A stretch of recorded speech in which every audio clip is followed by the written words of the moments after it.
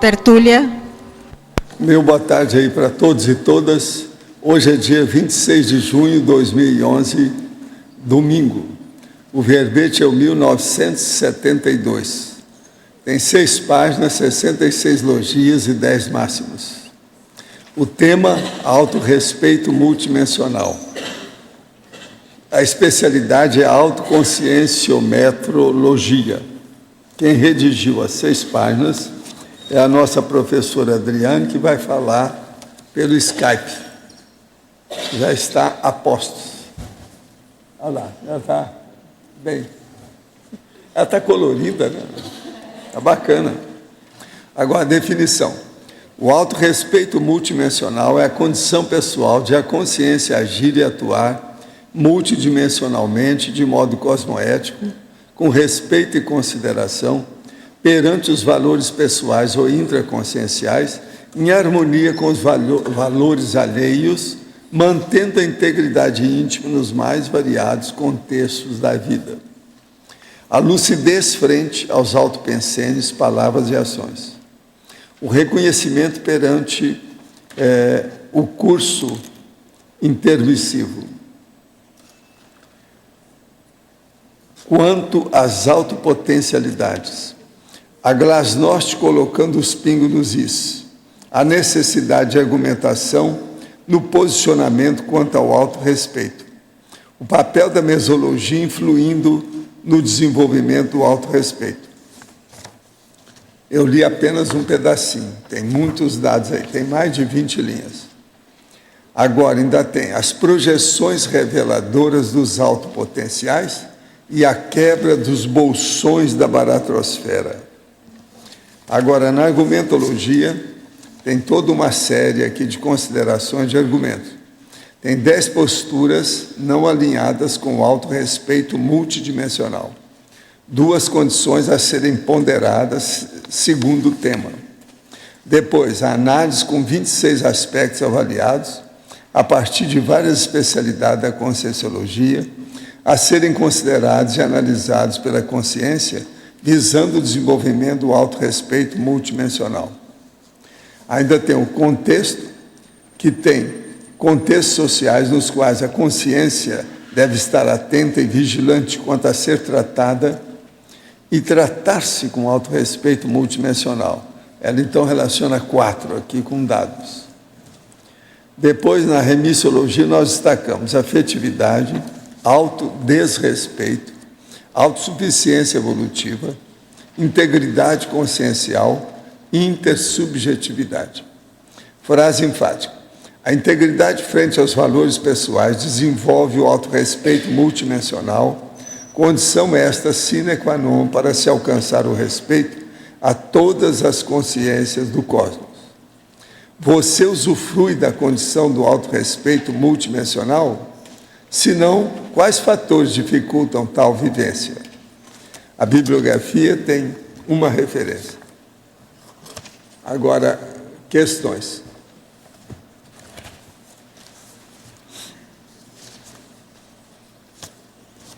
Existem algumas consciências que têm dificuldade de separar o soma do psicossoma no momento da dessoma. Nessas condições, como fica a questão da cremação do corpo físico e a doação de órgãos? Inserida nessa questão, o senhor poderia colocar a sua posição quanto ao fato de Chico Xavier pedir para que seu corpo não fosse cremado depois da dessoma? Primeira coisa, isso é tolice. Hoje já se espera, às vezes, até 24, 48 horas para depois enterrar ou cremar a pessoa. E o Chico Xavier morria de medo de morrer.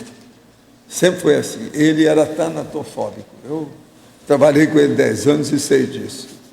Ele não evitava falar de morte e dessoma, porque não tinha outro jeito. O Espiritismo tinha que falar disso, porque se deixasse, ele jamais tocava no assunto, ele evitava ao máximo. Tinha uma série de coisas que ele tinha complexo de inferioridade e recalque. Por exemplo, ele não vivia com nada que fosse muito cortante, navalha, qualquer coisa, tanto que ele nunca fazia a barba por ele mesmo. Tinha sempre um barbeiro que fazia a barba dele, por causa do processo ser cortante. Ele não gostava de faca afiada, facão, nada disso perto dele. É coisa mesmo do temperamento dele. E aquilo não ia mudar, a gente já sabia disso. Agora, então, esse negócio de cremação é bobagem, esse medo do povo. Desligou o processo, não tem mais nada. Agora, por exemplo, a consciência, ela pode estar a 1.000 quilômetros de distância do corpo dela, se ela dessomou. Se ela começar a pensar e ela fazer autossugestão, ela vai sentir qualquer coisa. Isso é bobagem, autossugestão. Sendo médico, vejo muitos colegas vivenciar o paradoxo de assistir aos outros e não ser assistencial para consigo em um autocídio lento, como se fosse salvador da pátria, fazendo plantões em série, dormindo muito mal, alimentando sofrivelmente, tendo a sensação de onipotência frente à vida e à morte. Como reverter esse quadro devastador? Dê para eles os dados básicos aí da conscienciologia, principalmente da enciclopédia. Dê o CD-ROM da enciclopédia para esses caras. E fala com eles para acabar com a enciclopédia. Desancar com tudo, criticar. Vamos ver o que acontece.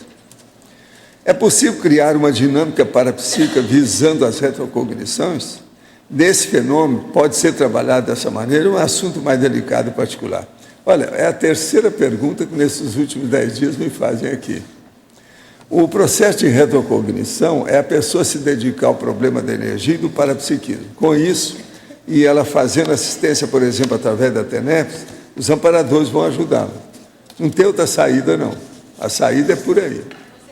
É a consequência do trabalho assistencial. Se tiver motivo, a pessoa vai lembrar. Porque se ela não lembra, é porque não tem motivo, é melhor que não lembre mesmo, porque deve ter furo. Esses furos são chatos. Agora, ó, para a verbetógrafa. Vamos ver se a gente faz a mágica lá. Abre-te, César. Aí. O caso é o seguinte, para você.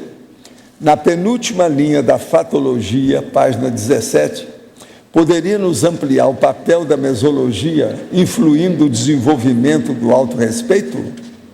Todas as faixas etárias sofrem igualmente esta influência? Ou há alguma faixa etária mais suscetível de sofrer esta pressão externa? Essa questão do papel da mesologia, penso que todos nós passamos por isso, salvo aquelas consciências que já nascem com um alto nível de lucidez, né? Mas quando eu coloquei esse item aqui, eu pensei no seguinte sentido. Nós sofremos essa pressão da mesologia e algumas vezes a gente não está lúcido, principalmente na infância, quando isso ocorre. Eu vou dar um exemplo bem ilustrativo de um desenho que aparece essa questão, que é a Era do Gelo 2. Muita gente deve ter visto. E existe uma personagem nesse desenho que é a Mamute Ellen, e ela é uma mamute. Porém, ela cresce sozinha no meio de esquilos. E os esquilos comentam que, desde a infância, que ela é um esquilo. E ela cresce acreditando que ela é um esquilo. Então, ela tem todas as condições de uma mamute, porém, ela cresce acreditando naquilo. Então, assim, o que eu vejo é que, muitas vezes, a nossa falta de lucidez faz com que a mesologia interfira nos nossos potenciais, interfira naquilo que realmente a gente é. E a gente cresce acreditando às vezes que é uma coisa, ou que tem menos potenciais do que realmente possui. E é o caso desse exemplo. Ela tem uma imagem totalmente equivocada. Então, a partir do momento que ela foi adquirindo mais lucidez, ela foi percebendo uma outra realidade, que ela não era aquilo que falava. Então, nós muitas vezes temos também essa interferência da mesologia. Porém, a partir do momento que nós vamos adquirindo mais lucidez de quem a gente pode perceber as diferenças e as influências da mesologia e superar esses traços. Para a verbetógrafa, página 30, análise, item 2, assediologia. Como faz a pessoa cosmoeticamente se as consciências não entendem, tampouco se interessam e continua assediando? Página 30?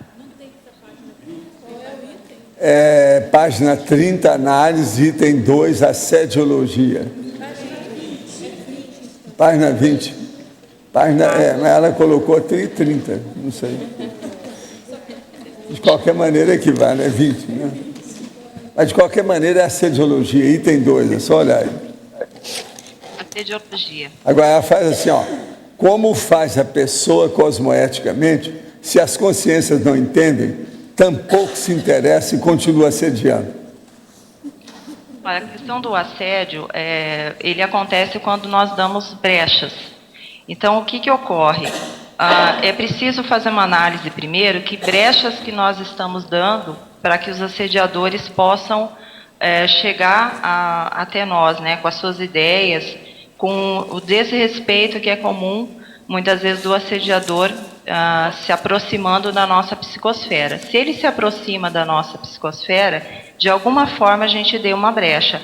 Agora, a partir do momento que nós vamos reciclando e também vamos deixando claro os nossos posicionamentos, por isso eu vejo a importância de deixar bem claro as nossas atitudes, as nossas reciclagens, aquilo que a gente pensa, aquilo que a gente sente, você vai automaticamente se afastando dessas consciências que de alguma forma encontraram em algum momento da nossa vida alguma afinidade.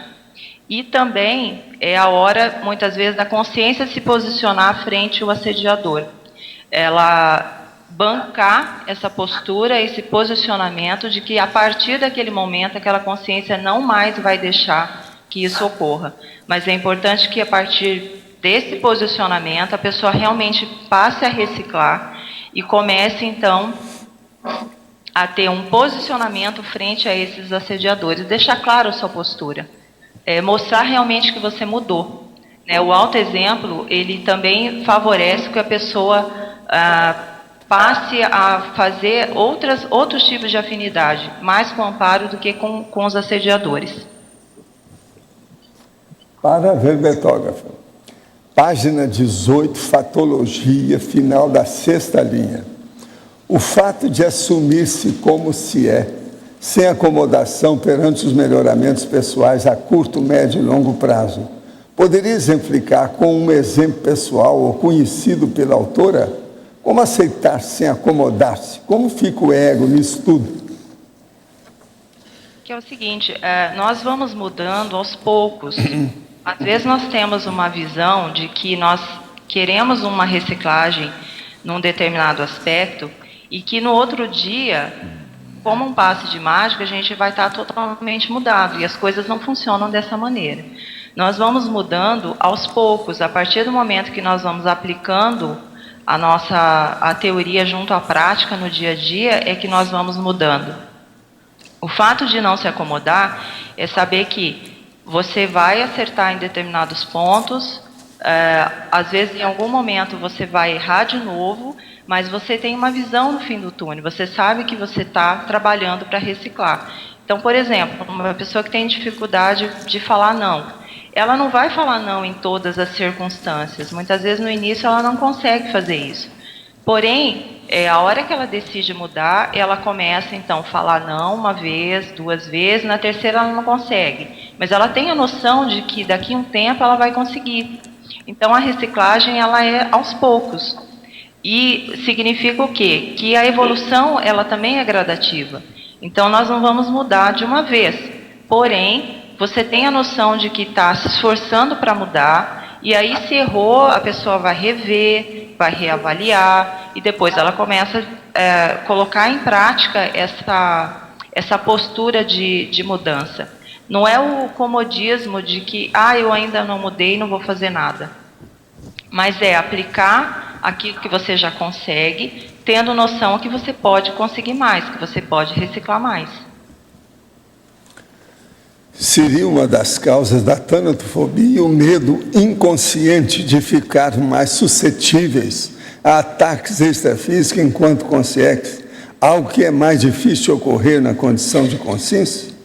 Olha, a tanatofobia, o problema todo não é porque a pessoa pensa como bicho e ela pensa que o corpo é ela mesma, e isso aí cria um problema danado e ela fica com medo de dessomar. Agora, o que é que se passa? A tanatofobia é a mãe e pai de todos os medos. E existe mais porque a pessoa não se sente com segurança naquilo que ela fez. Uma pessoa que tem segurança na própria vida, ela não tem medo de morrer. Então é importante pensar sobre esse aspecto. Agora, eu queria lembrar a vocês que a Consim Trafor, qual Trafor identifica você? Vai ter um curso inédito no dia 1 ao dia 3 de julho agora, dia 1º até o dia 3. Sexta, sábado, domingo. Agora o próximo. Trafor é o propulsor da evolução da consciência. O local vai ser na sala compartilhada, segunda, número 2 do CAEC aqui. É a sala da Conscius. O horário começa sexta-feira às 19 horas. Quem quiser, fale com a Conscius, que vale a pena. Objetivo do curso: identificação e explicitação do Trafor pessoal marcante, na cara da pessoa. Sabe? Autoconscientização da responsabilidade evolutiva, na cara da pessoa. Assunção do Trafor explícita da consciência, na cara da pessoa. Eu acho que vale a pena aqueles que estão com problema ainda do conscienciograma ver esse curso inédito da Consim Trafor. Vale a pena. Agora, gente, eu entrego a vocês a nossa professora Adriana, que está à distância, mas está ouvindo tudo que vocês estão falando aí. Adriane, tudo bem aí? A fatologia, na página 17, na quinta linha, é a Glasnost colocando os pingos nos is. Bom, aqui no caso, quando eu pensei nesse aspecto, é a questão, até comentei um pouquinho antes, que é da gente deixar bem claro os nossos posicionamentos e os nossos princípios pessoais.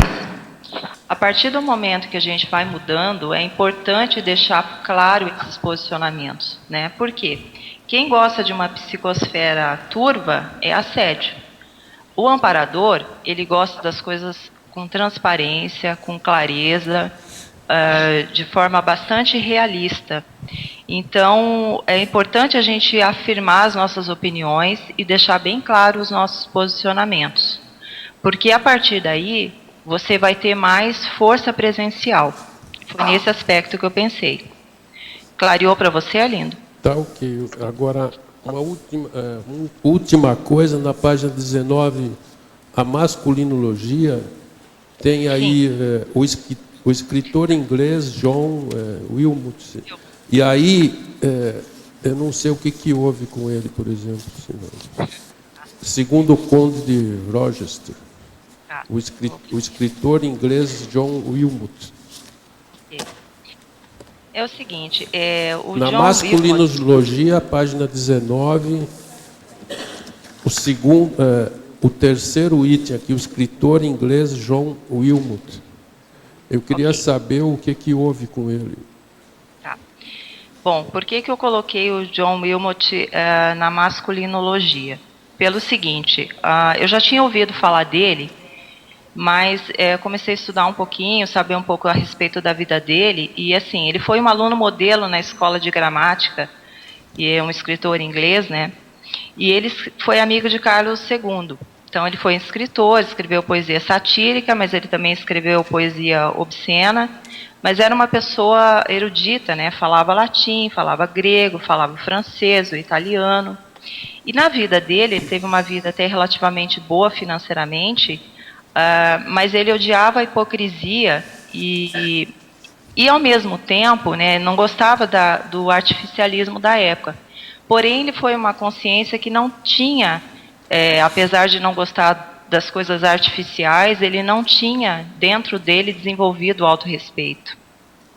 Ele não tinha essa noção da respeitabilidade com ele mesmo. Então, ele foi uma consciência que abusou muito do soma, procurou romper todos os limites em relação a isso, morreu jovem, morreu de sífilis, e apesar de toda a intelectualidade, de toda a criatividade, ele não soube aproveitar bem o soma, e ele não tinha essa noção de respeito próprio. Por isso que eu coloquei, no caso, ele como um exemplo. Para quem quiser conhecer um pouco mais da vida dele, tem um filme chamado O Libertino, eu acho que talvez até tenha passado aí, que conta um pouco a história dele. É um filme bem forte no sentido de mostrar a vida dele. Não recomendo ver com crianças na sala, mas é interessante para conhecer, né, a vida dele. E ele ficou conhecido no meio espírita porque ele escreveu, dentre os livros, ele escreveu Chanceler de Ferro. Não, ele escreveu dezenas de livros psicografados pela Vera Krasnus, que era uma russa. Exatamente. E tem livros fortíssimos. Exatamente. E tem outros de alto nível. Um dos mais sérios dele é Romance de uma Rainha. Isso, e para complementar, quando eu estava fazendo o verbete, eu tinha trabalhado o dia todo no verbete, eu tive uma projeção em que eu me encontrava na frente da casa dele. Pois é, mas eu já encontrei com ele fora do corpo. Como? Eu já encontrei com Rochas fora do corpo. Ele é uma cabeça. Agora, era muito perturbado devido aos assediadores. Muito perturbado. Por isso que tem livro dele mesmo psicografado esquisito. Tem uns que são fortíssimos. Sim. Entende? Vale a pena ver com calma. Ele é muito alto e baixo, ainda até hoje. Ele estava falando para mim, a hora que ele começou a falar, eu vi que eu estava emocionado para dizer as coisas dele. Até hoje, quer dizer, o psicossoma ainda tem uns problemas nele, muito sérios. Ele não Agora, está é interessante isso, ela colocar como exemplo da falta de respeito. Realmente, ele é isso. É o jeitão dele, é o nível que está. Ele não está ressomado, então. Agora aqui, tirando o aspecto religioso do budismo, qual a opinião do professor sobre o triplo treinamento da sua utilidade para a evolução? Suprema virtude, suprema serenidade, suprema sabedoria. Olha, tudo isso aí é o que nós trabalhamos na evolução, não tem novidade nenhuma. Virtude é o trafor, é o traforismo. Serenidade é a serenologia do serenão. E sabedoria, a autocognição. Agora, com a religião, meu chapa, não dá nada, não adianta querer tirar, não. Tinha que cair fora disso aí e a pessoa pensar na serenologia, pensar nos trafores, na autocognição independente da lavagem cerebral do budismo. Outra coisa, budismo é uma coisa também relativa. Vocês já viram que teve uma revolução lá dos monges budistas que fizeram até negócio para quebrar os outros, para matar os outros, estão um pouco ligando para o negócio. Então é religião. Fez religião, arranjou belicismo. Agora, ó, para a professora Adriane, Fatologia, página 18, final da terceira linha, de baixo para cima. Acho que um dos pontos fundamentais na questão do autorrespeito é justamente a necessidade de saber impor limites nos relacionamentos multidimensionais. De que forma podemos impor esses limites de modo cosmoético, de modo interdimensional, se na própria vivência intrafísica já é tão difícil? Esse nosso amigo é da área da medicina, e hoje é a terceira questão que ele traz. Ele é de Curitiba, todo dia ele escreve para a gente. De modo que hoje é a Adriane que tem que resolver o problema dela. Vamos tentar. Mas é o seguinte, nesse item aqui, eu acho que é importante, a gente pode conseguir a estima dos outros através do respeito, né? Através do respeito mútuo. A base de todo relacionamento é o respeito, seja amizade, seja os relacionamentos afetivos de marido, mulher, dupla, enfim, é o respeito mútuo. Agora, tudo tem limite, todos os relacionamentos têm limites. Então, a gente não precisa ter deixar que as pessoas passem do limite. Quando a gente tem bem claro quais são os nossos valores, aquilo que realmente a gente acredita, e principalmente até onde a pessoa deve ir, você deve impor determinados limites, né? Tudo tem limite. E o que faz com que a gente saiba os nossos limites é a autopesquisa. É a hora que você se conhece mais, a hora que você sabe os seus valores, né, a hora que você tem o seu código pessoal de cosmoética e você sabe quando uma pessoa ou você mesmo está passando do limite. Na hora que isso acontece, é a hora de você deixar claro que a pessoa passou do limite para que você não se corrompa junto com a pessoa. E a hora que também você passa do limite, você ter a noção clara de que você deve fazer uma correção naquele momento. Gente, vamos aproveitar, Adriane, que o Skype escapou da vovuzela ou da vovozela. Sabe, hoje está nítido, vocês já viram? Tá. Isso deve ser o frio, ele está com medo. Então, o frio está melhor. Pode falar. Oi, Adriane. Tudo bom, Marlene? Parabéns pelo verbete. Na página 19, Sindromologia, a síndrome da rainha. Tá. Aprofunda para nós, por favor. Tá. É o seguinte, essa síndrome... Está falando das amigas de vocês, né? Aconteceu um fato interessante que foi enquanto eu estava fazendo verbete, um dia eu saí para ir ao mercado e bem na minha frente tinha uma senhora com uma camiseta escrito rainha. E eu estava pensando no verbete e fiquei pensando da relação do verbete com a rainha e nesse meio tempo pensando que síndrome poderia ser essa. E aí me veio a seguinte ideia, que a rainha, ela busca muito o loco externo, ela busca o respeito alheio, ela busca o respeito dos outros, porém, nem sempre ela tem esse respeito desenvolvido dentro dela, para ela mesma. Então, assim, essa síndrome, eu acho que é isso, às vezes a busca do respeito, que o outro tenha respeito por você, mas o mais sério é que a gente tenha respeito por a gente mesmo. Por isso que eu pensei na síndrome. E o fato engraçado é que depois eu vi que estava escrito rainha de bateria. Tá bom, Adriane, obrigada. Perfeito. Ela deu só uma parte. Adriane, aqui na página 18, a fatologia, na segunda linha, você fala o respeito fragmentado. O que é o respeito fragmentado? O autorrespeito fragmentado. É que é o seguinte, quando a gente está desenvolvendo o autorrespeito, nós não temos esse respeito totalmente desenvolvido, né? Ele não nasce do nada, pronto, e você tem uma consciência que se respeita em todos os níveis.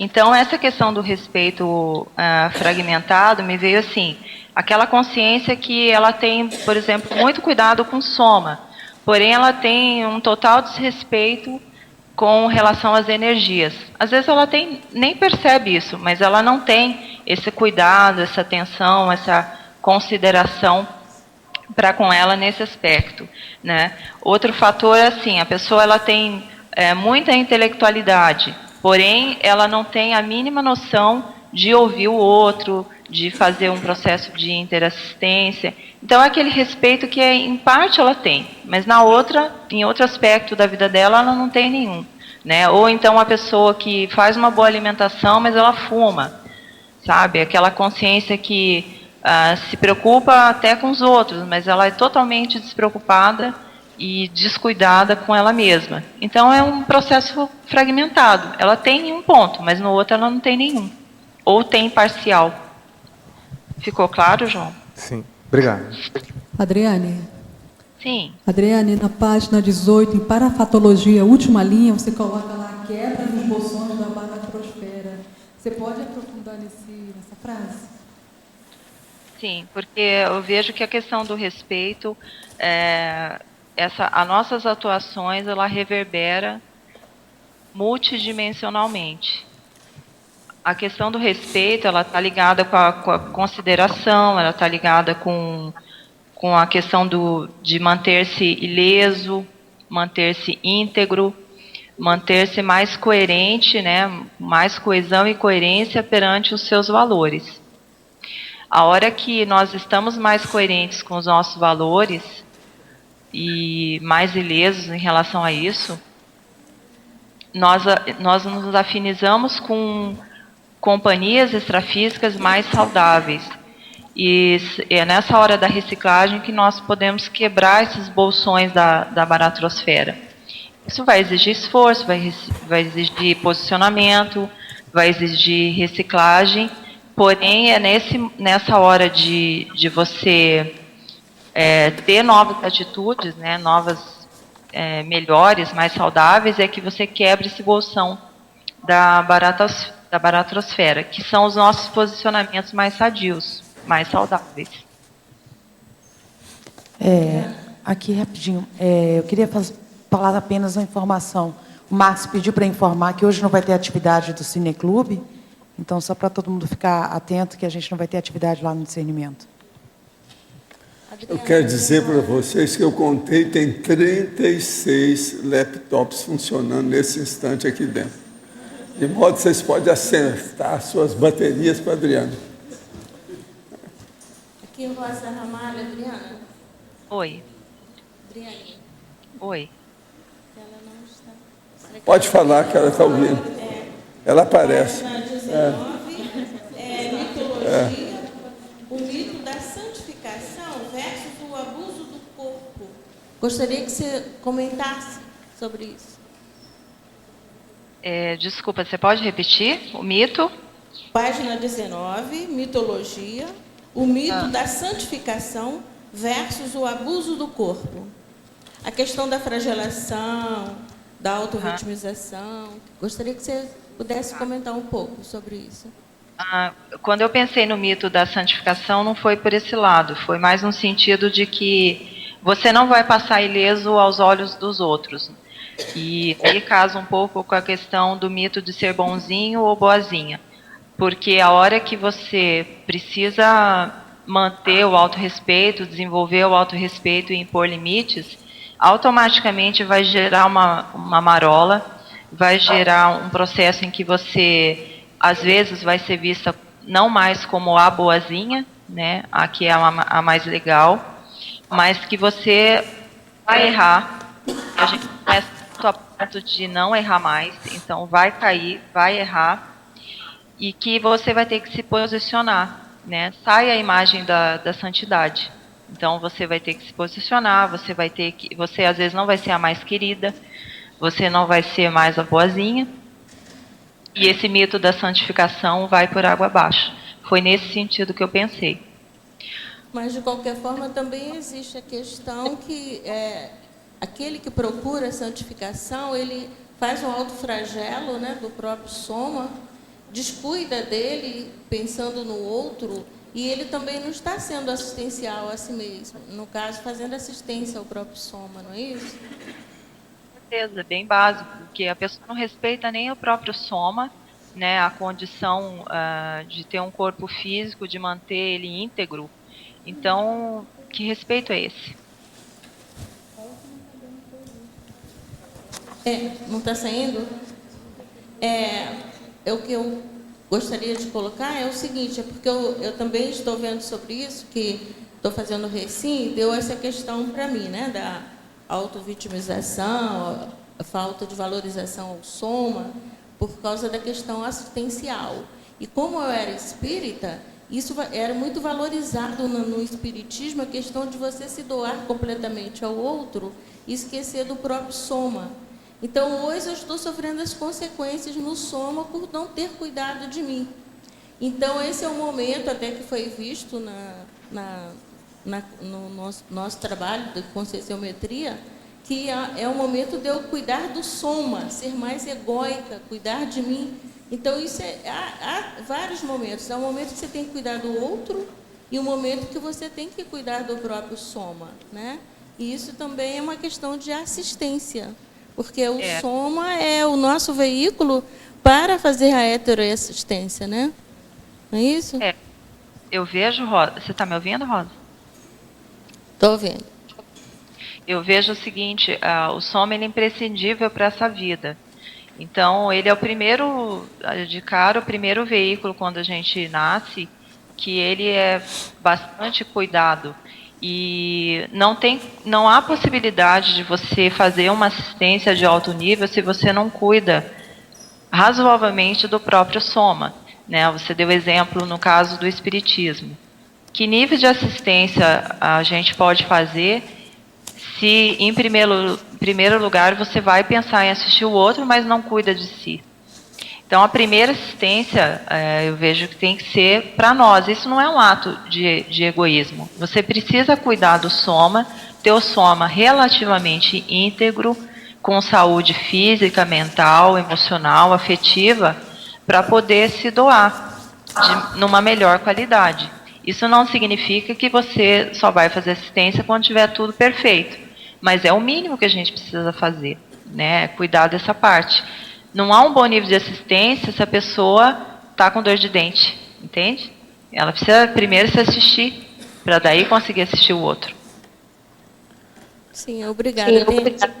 Pode falar. Tem até o livro O Caminho da Doença, que fala, inclusive, onde nós deixamos, a doença nos mostra o que nós deixamos de fazer com o nosso soma, né? Isso é muito importante. Para a verbetógrafa, como agir quando seu posicionamento crítico atípico é confundido com desrespeito nocivo? Sou um cara muito educado e minha duplista consegue reconhecer isso. E quando faço atares antipática para meu ciclo familiar, é aí que sou bastante ofendido. Tenho tentado superar esse contexto rudimentar do meu lar ao diminuir aquele sentimento negativo de me sentir um estranho no ninho.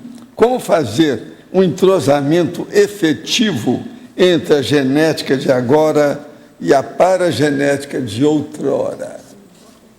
Eu vejo que a TARES, ela é importante e fica um pouco mais complicado, às vezes, no nosso círculo familiar. Porém, também é importante você avaliar o nível de TARES que você está fazendo e se, de fato, está sendo uma TARES ou você está fazendo um estupro evolutivo.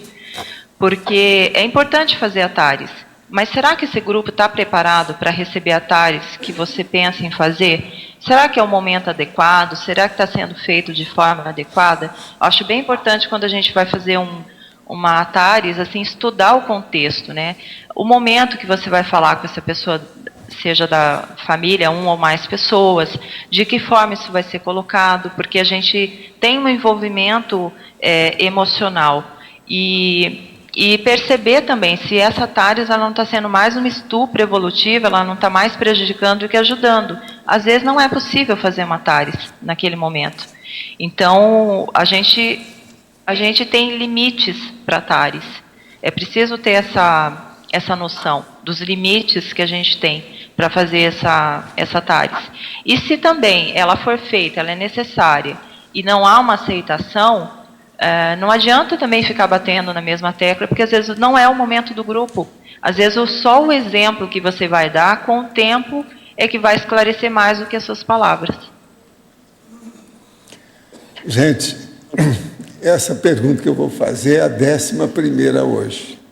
E é o 5º Eduardo que fala. Eu não vou deixar de falar, é muito Eduardo hoje.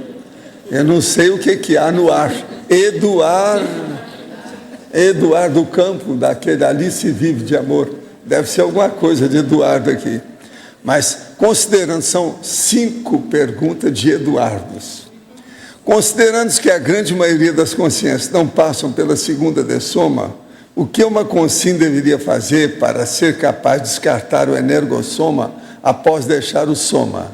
Qual seria esse patamar evolutivo? Seria bom você estudar a enciclopédia da conscienciologia. Todas as técnicas que nós colocamos lá é para melhorar a hiperacuidade da pessoa e ela se enfrentar depois que dessoma. É bom ver, porque tem uma série de coisas. Agora, o problema é estado vibracional, parapsiquismo, assistencialidade. Não tem outra saída. É por aí que a gente adquire a autoconsciência imediata depois que deixa o corpo. Uma outra. Recentemente, em sessão de desobsessão, manifestou-se para mim uma consciência feminina. Ela descreveu em detalhes o processo pela qual estou passando de problemas e dificuldades que está patrocinando junto com um amigo seu. No mínimo, são 17 anos com esse assédio. A pessoa que conduzia a sessão, médio experiente, esclareceu a consciência o processo pelo qual ela não evolui e não se deixa evoluir. Ao que parece, a consciência e seu amigo foram encaminhados. Porque um assédio ficou muito tempo comigo, apesar dos esforços e do tempo dedicado para melhorar toda a minha ética pessoal, meus valores, meus hábitos, enfim, reciclar minha vida. O que é eficaz para sair da situação do assédio nesse momento da minha jornada evolutiva? Além do EV e do outra técnica, o professor me aconselha o quê? Olha, assistência, ajude os outros, pense nos outros que você vai melhorar o seu processo. Faça a interassistencialidade. Esse é o caminho, é o melhor que tem.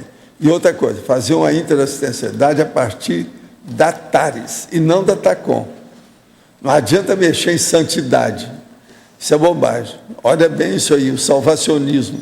Olha o esclarecimento, é a racionalidade, a ponderação, a lógica da evolução. Um outro aqui. Estive verificando o índice dos verbetes da enciclopédia. Neles é muito utilizado o prefixo mega, além dos prefixos alto e para. Mas eu uso mais ou menos uns 30 prefixos. No caso do prefixo mega, por que ele é muito utilizado? Porque todo mundo aqui é mega, inclusive você que está fazendo essa pergunta. A consciência sendo tão grandiosa em recursos, por que é tão subutilizada? É isso que eu falo, você está no caminho certo. Que tal? O que você já fez de bom, de mega, na sua vida até agora?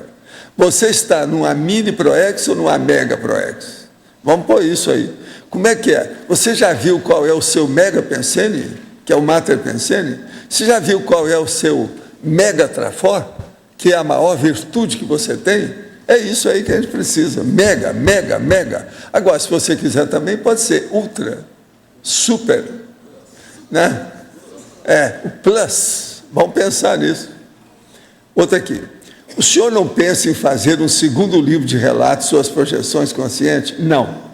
Seria muito interessante comparar seu primeiro livro de relato com o segundo. Yes. Bem como novas experiências para se transmitir aos aspirantes a projetor. Olha, vai ter um livro que eu estou começando a escrever que chama Dicionário de Argumentos da Conscienciologia, aonde eu ponho uma opção de coisa da minha holobiografia e da minha experiência. Lá o negócio é pior, é mais embaixo, é brabo. O povo vai falar que eu sou cabotino, que sou, como é que eles falam? Que eu sou vaidoso, que mais? Elitista, que mais? O livro vai trazer um monte de coisa dessa. E eu já plantei um bananal, já distribuí para todos eles antecipadamente. Agora, visando a vovozinha da mãe, a vovozinha do pai e outras vovós das vidas anteriores, que é retrovovozinha. Agora, para a nossa verbetógrafa, a professora Adriane. Poderia comentar em Mitologia, página 19, segunda linha, sobre o mito da possibilidade de agradar a todos? É justamente o contrário que eu estou falando aqui. É que não existe possibilidade de agradar a todos. Isso é um mito. E a primeira coisa que você percebe quando está desenvolvendo autorrespeito é isso, porque você vai ter que impor limites e você também vai ter que mostrar os seus valores e seus posicionamentos. Isso, de alguma forma, desagrada muitas vezes. Então, isso é uma ilusão. É uma ilusão que as pessoas vão te entender, vão entender os seus posicionamentos, vão entender as suas ideias, entender a forma como você está agindo novamente, né, de forma nova, diferente. Então, isso é um mito. Não dá para agradar todo mundo. A gente faz o que pode. Procura, na medida do possível, ser simpático ou fazer atares quando é necessário, mas nem sempre você vai agradar todo mundo. Adriana? Oi. Na página 21, item 21. Em primeiro lugar, queria agradecer o belo verbete. Parabéns. Você poderia expandir a prosêmica? Sim, 21. O fato de a consciência necessitar, em alguns casos, de distanciar-se da situação e ou da consciência dificultadora do desenvolvimento do autorrespeito. Em que, em algumas situações, é necessário que a pessoa realmente se afaste do local para que ela possa se distanciar de todo aquele contexto. Vamos imaginar uma pessoa que use drogas, por exemplo. Muitas vezes é necessário que ela saia de todo aquele contexto, do local que ela morava, daquelas companhias, porque imagina as companhias intrafísicas e extrafísicas também. É necessário que ela mude todo aquele contexto para que ela possa ter uma nova postura de vida. Então, isso aqui é importante porque, às vezes, pode ser um contexto, uma situação, e pode ser uma consciência também, uma consciência, por exemplo, que não respeita a pessoa. Se for o caso, ela vai tentar esclarecer, vai tentar dizer que ela enfim, merece respeito, precisa de respeito, mas se essa consciência não entender, às vezes é o caso de se afastar. O afastamento, às vezes, ele é positivo, ele é necessário para essa condição de renovação. Ok, obrigada. Ficou claro, Alzira? Ficou, obrigada. Obrigada. Anne, eu tenho uma pergunta baixo patologia, na página 18, a primeira linha, sobre os estigmas verbais interferindo negativamente no desenvolvimento do autorrespeito. Você poderia elaborar e expandir? Sim. Nessa questão dos estigmas, é que às vezes, principalmente na infância, quando a consciência não tem muita lucidez, alguns nomes pejorativos, algumas frases pejorativas, alguns estigmas mesmo são colocados e a consciência pode, pela falta de lucidez, ela pode acreditar naquela condição. Então, o estigma por si só, ele já é negativo, né? Mas vamos dizer que uma pessoa ouça muito que ela não faz nada direito, ou aquele pai que insiste em chamar a filha já adulta, 40, 50 anos, que é um bebê. Então, ele, de certa forma, coloca um estigma naquela consciência. E se ela não tiver lucidez, se ela acreditar nessa condição, isso pode interferir no desenvolvimento, até negativamente, quanto ao autorrespeito, já que desqualifica aquela consciência e ela pode, então, se acreditar nessa condição, ter dificuldades para desenvolver o autorrespeito, né? A gente ouve, às vezes, pais falando para os filhos: você não aprende nada, você não faz nada, ou então, você é melhor que todo mundo. Esses estigmas, essas frases repetidas, elas podem se tornar um estigma. É preciso ter lucidez para saber o momento de cortar isso e a consciência deixar vir à tona os potenciais que ela tem.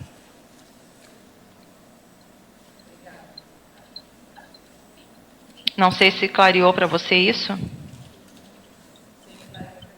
Obrigada.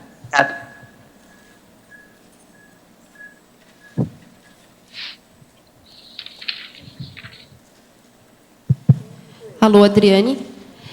Na página 21, no item contextos, você pode aprofundar esses 4 itens que você colocou?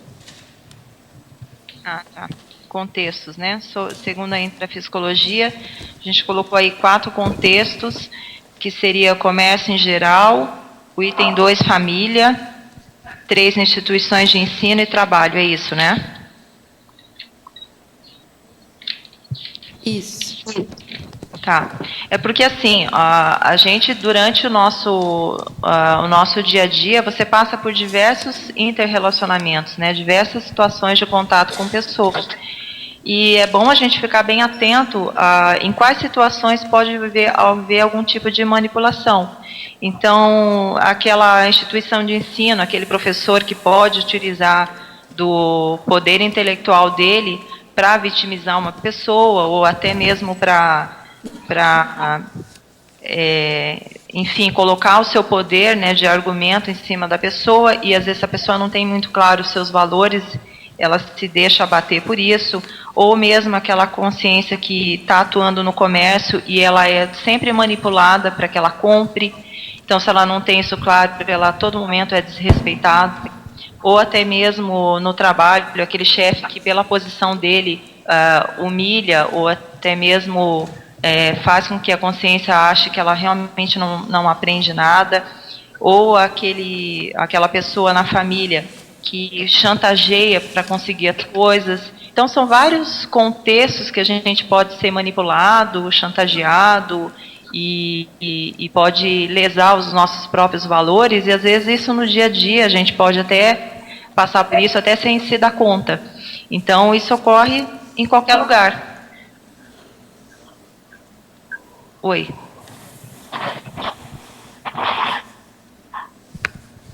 Está ouvindo? Sim, Adriana.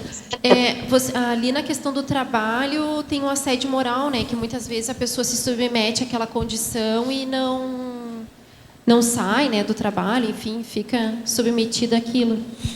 Porque se a pessoa está numa condição que ela necessita do trabalho, às vezes ela se submete àquela condição.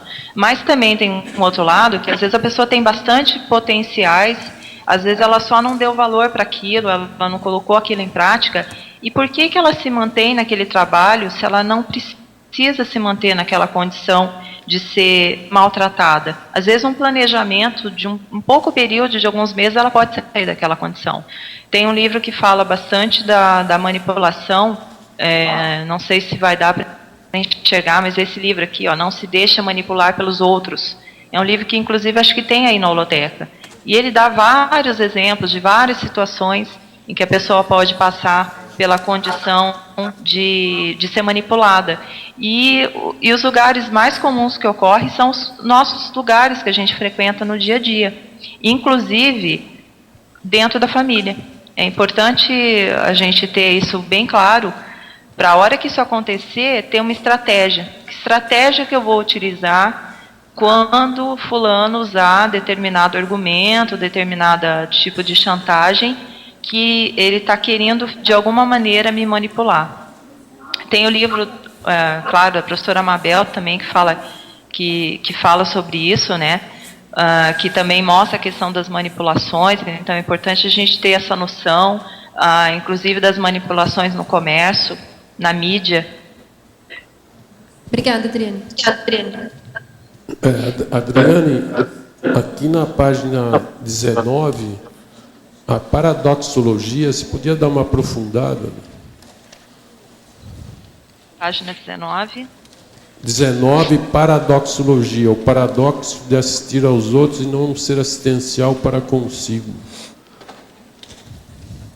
E nesse caso aqui eu pensei no seguinte: eu vejo algumas pessoas que às vezes comentam que têm um bom nível de assistência ou que se interessam pelos outros, porém elas não se assistem. Então eu vejo o seguinte: aquela pessoa que ela até procura auxiliar, mas ela não toma o remédio quando é necessário. O remédio não é de todo ruim, às vezes ele é importante. Ou aquela consciência que precisa fazer um exame e não faz, ele socorre alguém, ele presta às vezes socorro a alguém, mas ele, por ele mesmo, ele não faz esse nível de assistência. Então, por isso que eu coloquei, inclusive aqui, a questão do autoacolhimento. É necessário, às vezes, fazer um autoacolhimento, você fazer uma assistência para você mesmo. E isso não é egoísmo, é você se assistir, se dar a devida consideração, o devido respeito, para daí assistir os demais com mais qualidade. Então, isso para mim é um paradoxo. Como é que a pessoa fala que tem um bom nível de assistência, mas ela não presta atenção nela mesma? Então, a dúvida é justamente essa aqui. Para a pessoa ter uma assistência razoável, ela tem que ser autoassistente. Mas é lógico que isso que está aqui é possível, né? Mas já não é uma assistência tão boa, né? Se ela não se assiste. Não é qualificada, né, Arlindo? Porque os nossos atributos, eles podem ser qualificados, mas a interassistência, ela precisa ser qualificada. E para você qualificar, primeiro a gente dá o autoexemplo. E aí a gente assiste com melhor qualidade. Inclusive porque até as companhias extrafísicas vão ser outras, vão ser também de melhor qualidade. Não sei se você concorda. Não, é justamente isso que eu estou colocando, que a pessoa, para assistir bem a outra, ela tem que se assistir. Agora, aqui é possível isso, agora é uma assistência lá não tão, sei lá, mas esse paradoxo é possível, mas não seria uma boa assistência, parece. Dá impressão, é opinião minha também. Viu? É justamente o processo de ter um respeito fragmentado. Adriane. Tem uma noção de assistência, porém ela não é qualificada. Tá, ok, obrigado. Eu acho que o desrespeito é uma coisa generalizada e precisa de ser ainda muito estudado. Isso aqui é um calendário alemão. Está marcando aqui, veja bem.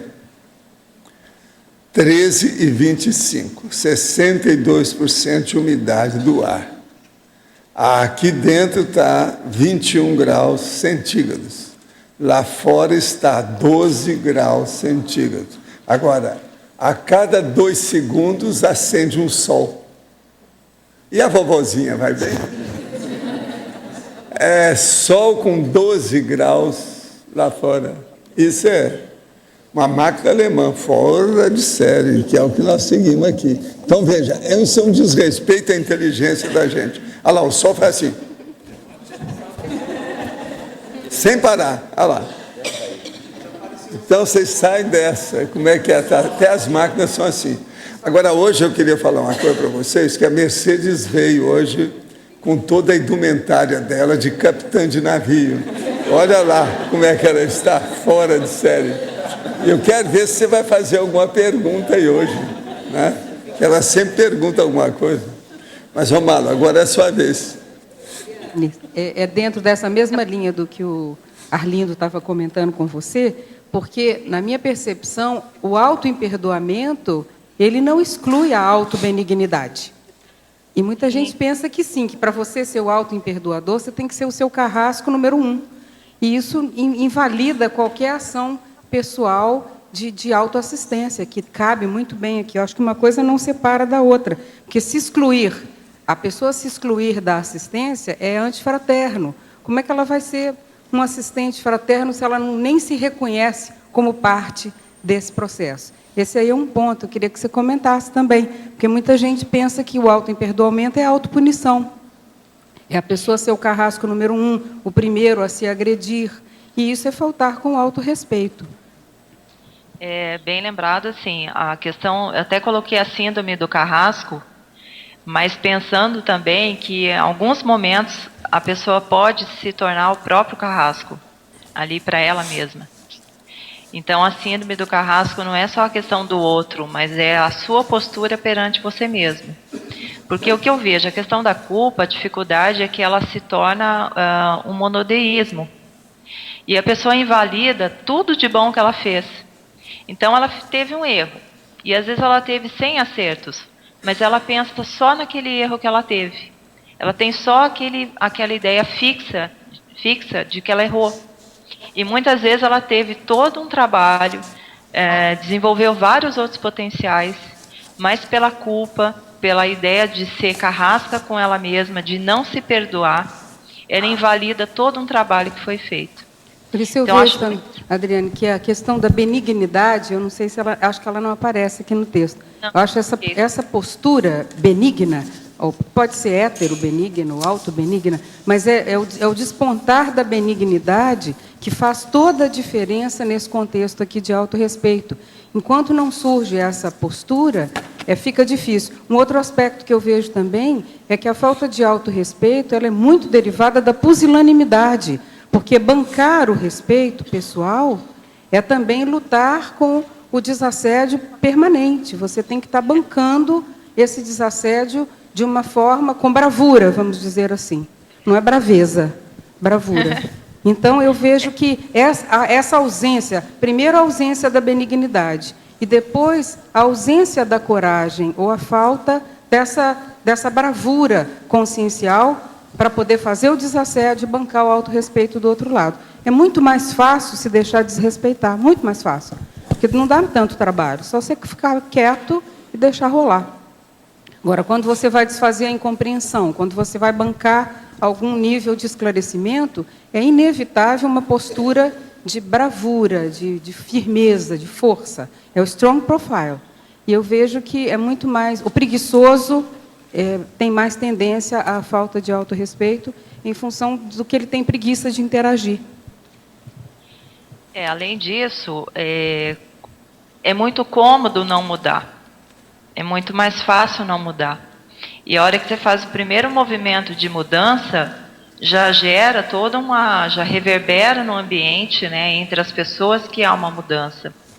Então, é cômodo você não mudar. A hora que você precisa, assim, bancar uma reciclagem, e até na fatologia houve um item que eu coloquei entre parênteses o pau da barraca, é o momento de você fazer a sua autossustentabilidade, de que seus valores, aquilo que você tem de bom, você não vai deixar corromper. E é a hora de você honrar com os seus potenciais. Então, eu vejo isso também, Malo, que é cômodo, muitas vezes, não mudar. Mudar dá trabalho, mudar exige esforço, exige persistência, exige cara feia, muitas vezes, né, as pessoas não vão gostar. E isso nem sempre é fácil você bancar, mas ele é extremamente útil. É melhor você ter um fruto mais positivo a longo prazo, né, evolutivo, do que um conforto temporário. Eu vejo dessa maneira. Professora Adriane, poderia comentar em Posturas, página 20, a relação do autorrespeito e as posturas de desrepressão e piedade? Tá, nesse caso da postura, é que assim, a desrepressão, ela é necessária e ela faz parte desse momento da reciclagem, né? Agora, no caso da desrepressão, é importante assim, quando a pessoa está num nível de mudança, que ela é reprimida, pode acontecer dela passar de um extremo a outro. Ela passa um pouco da conta. Então, a desrepressão ela é necessária, ela é saudável, mas ela precisa também ser equilibrada. A verbetógrafa. Oi? Não cuidar de si, geralmente, é uma manifestação de alta agressão, que muitas vezes acaba sendo compensada de maneira paradoxal nos cuidados com o outro. Qual é a explicação conscienciológica desse tipo de manifestação intrafísica, principalmente para aquelas consciências que se envolvem com trabalho assistencial profundo e sério? É uma experiência intrafísica muito paradoxal. Eu vejo que a assistência, existe a interassistência, né? O próprio nome já diz. Você assiste o outro, mas não para esquecer de você. Não é assistência pensando exclusivamente no outro e esquecer de você. Você precisa fazer uma assistência em que você assista, mas também você olhe para você. E não se abandone. Então, há pessoas que ela pensa bastante nos outros, mas ela se abandona. Mas é bom questionar, por que a pessoa se abandonou? Por que a pessoa se deixou de lado? Professora Adriane, poderia ampliar em tecnologia, página 18, primeira linha, a técnica do cheque-mate. Tá. Essa técnica eu fui desenvolvendo ao longo do tempo para evitar a postergação. Então, é uma técnica que quando eu preciso fazer alguma coisa, não é uma coisa muito simples, uma coisa que exige um certo esforço, uma certa dedicação, eu coloco uma data limite. E aí eu coloco a minha data, aquela data é o checkmate, né? Então, o checkmate vem do xadrez mesmo, que é por fim a partida. Se eu ver que eu estou postergando demais, eu boto uma data, um limite para mim, e daquela data não passa. Então, daí vai de cada pessoa avaliar como que ela pode fazer isso, mas é você estabelecer um limite, um período limite para você desenvolver aquele traço, ou até mesmo para você fazer alguma atividade, e que daí você vai, a partir daquele momento, você não faz mais aquilo, ou você não vai mais postergar. Estou fazendo minha segunda graduação agora em psicologia.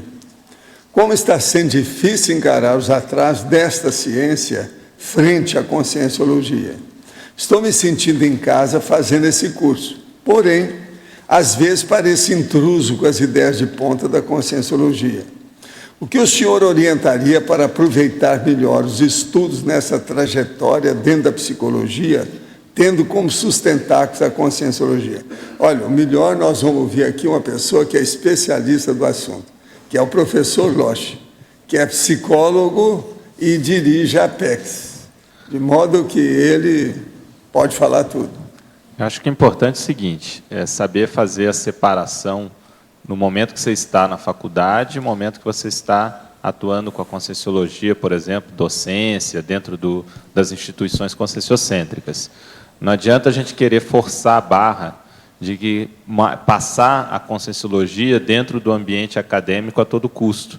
Então, a gente tem que saber fazer essa diferenciação. O melhor é você estudar tudo da psicologia, que a psicologia pode contribuir e contribui realmente muito para a própria conscienciologia. A gente considera aí que é a profissão que mais se aproxima da conscienciologia, do ponto de vista conceitual, do ponto de vista teórico. Mas, por outro lado, a gente não pode querer, como eu disse, forçar a barra. As pessoas lá não têm obrigação de entender de conscienciologia, e a gente, às vezes, fica com uma postura meio salvacionista de ter que levar a conscienciologia. Então, tem que saber lidar com essa diferença. A minha postura, ao longo da faculdade, e depois também, enquanto profissional, nunca foi esconder nada da conscienciologia. Meus chefes e professores sempre souberam que eu atuava na conscienciologia, e atuo na conscienciologia. Contudo, também eu nunca fiquei querendo passar a todo custo a conscienciologia. Sempre deixei que as pessoas chegassem, se quisessem mais informações, eu indicava onde que elas poderiam conseguir. Então, é saber lidar com isso. Essa postura serve também para o contexto familiar. Então, tanto no profissional, no acadêmico, quanto no familiar também. Preciso de um esclarecimento. Imediatamente após fechar os olhos para começar a dormir, surge uma luz forte, semelhante a um sol branco. Essa luz é tão forte que aperta os olhos quando ela surge e acorda. Acontece em algumas noites. O que é isso? Isso aí pode ser efeito da hipnagogia. Pode ser que agora você tem que ver se as sensações são agradáveis ou desagradáveis, porque às vezes pode ser até um amparador que está tentando ver se melhora a sua condição de paraperceptibilidade. Observa bem, isso é hipnagogia.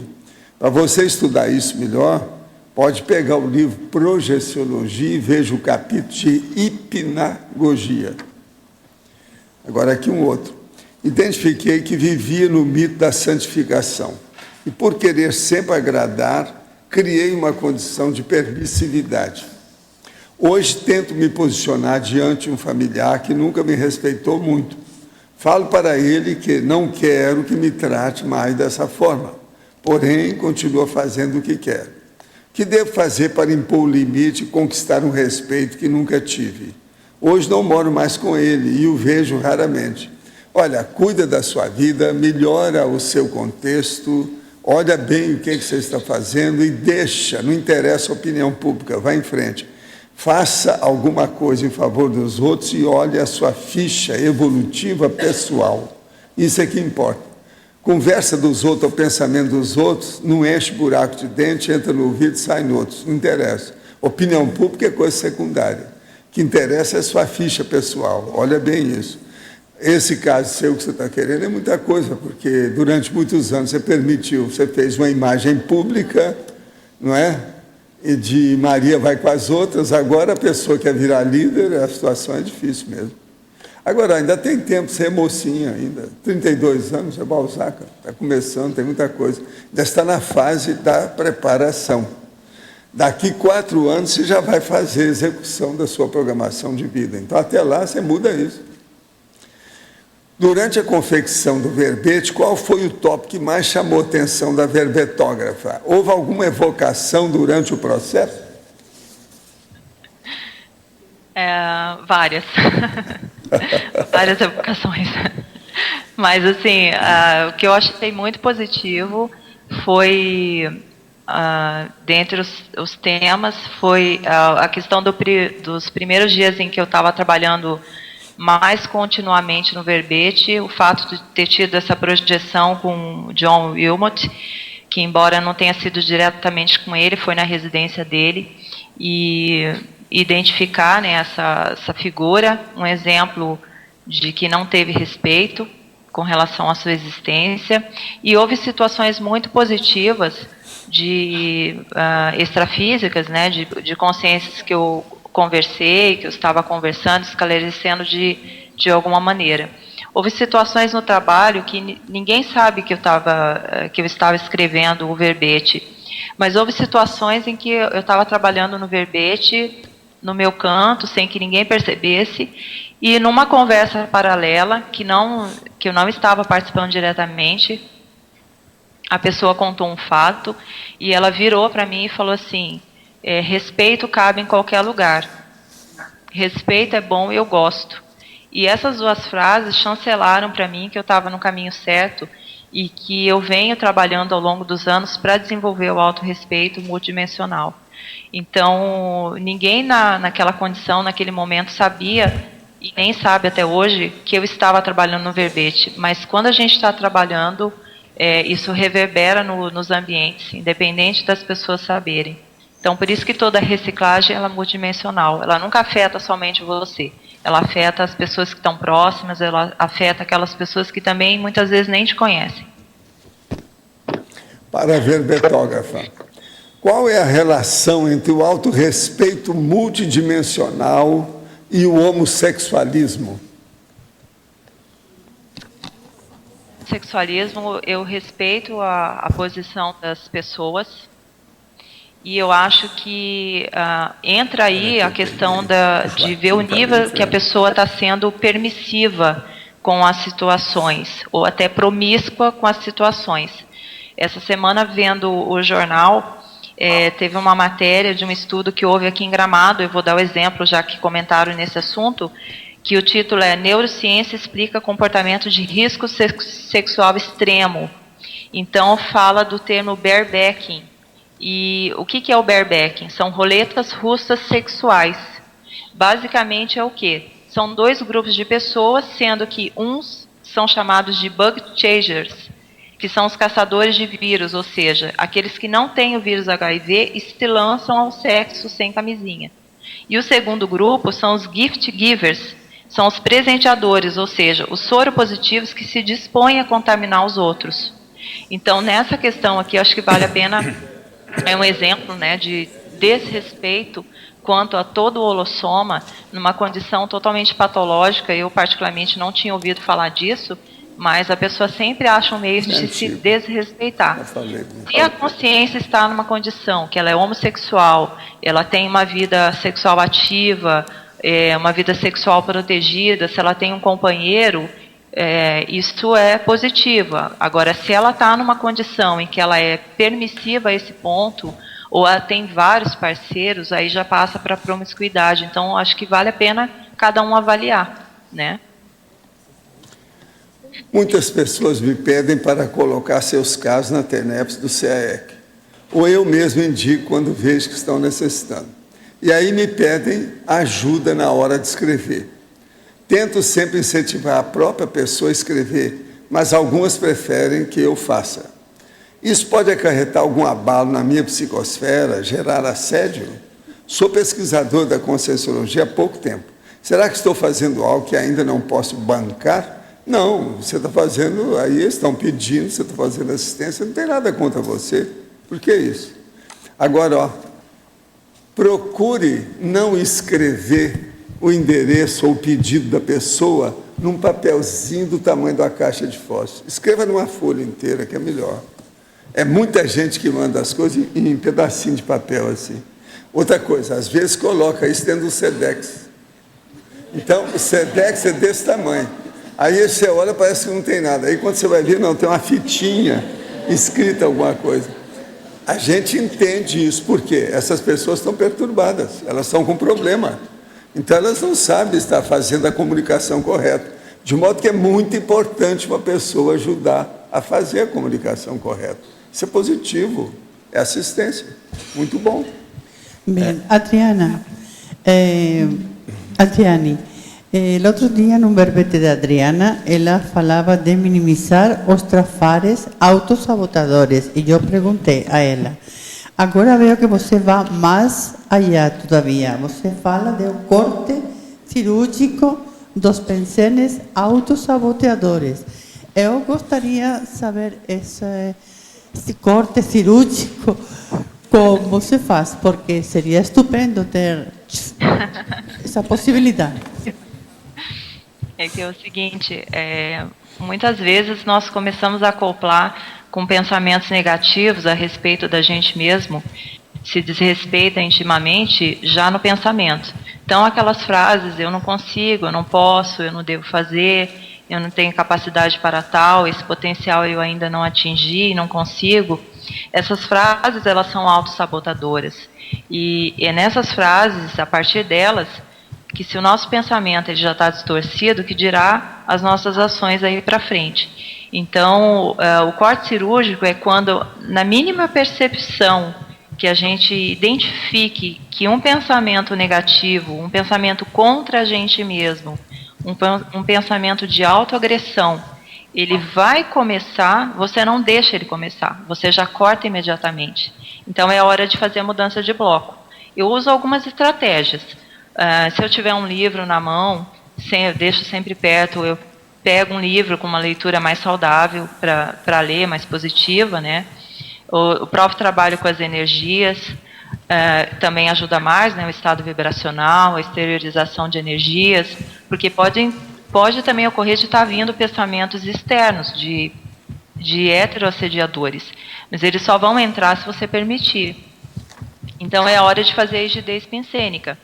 Se você não tem um livro à mão, vale conversar com uma pessoa que está, às vezes, ao lado, você muda de bloco, vale você pensar num outro assunto mais saudável, vale a pessoa até ler uma piada, se for o caso, mas tudo que faça de forma positiva, né, que não seja negativo, mas que faça a pessoa fazer uma higiene pensênica e mudar de bloco. Então, o corte cirúrgico é você não deixar que ele comece, você corta imediatamente. Adriana, ainda na página 18, a fatologia, na quarta linha de baixo para cima, você coloca lá o interesse pelas dificuldades, dilemas, conflitos e problemas humanos. Você pode aprofundar a relação aí com o autorrespeito? Porque eu vejo que, primeiro, para ter o autorrespeito, a gente precisa se interessar, se considerar por a gente mesmo, né? E daí eu vejo a importância da autopesquisa, que é um interesse próprio, pelos seus valores, pelos seus potenciais, por aquilo que você tem de bom. Como todo desenvolvimento de atributo, e a gente passa pelo nível da interassistência, eu vejo que o que ocorre? A interassistência, ela implica no interesse pelo outro. Ela implica no interesse pelas dificuldades, pelos dilemas, pelos conflitos alheios. Isso, para mim, é interassistência. Se eu tenho esse nível de interesse para com os outros e para comigo, essa interação ela está sendo feita. Então, a assistência passa por esse interesse pelo outro, por essa consideração pelo outro.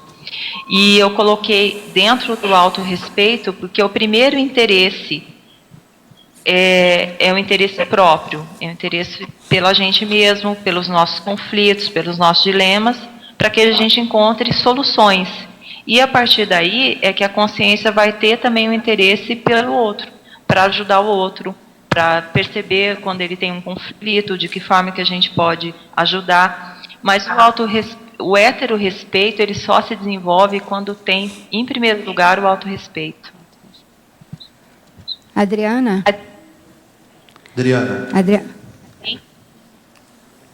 Aqui na página 18, também, na patologia, você pode falar sobre o ato de calcular as ações para ser mais assertivo?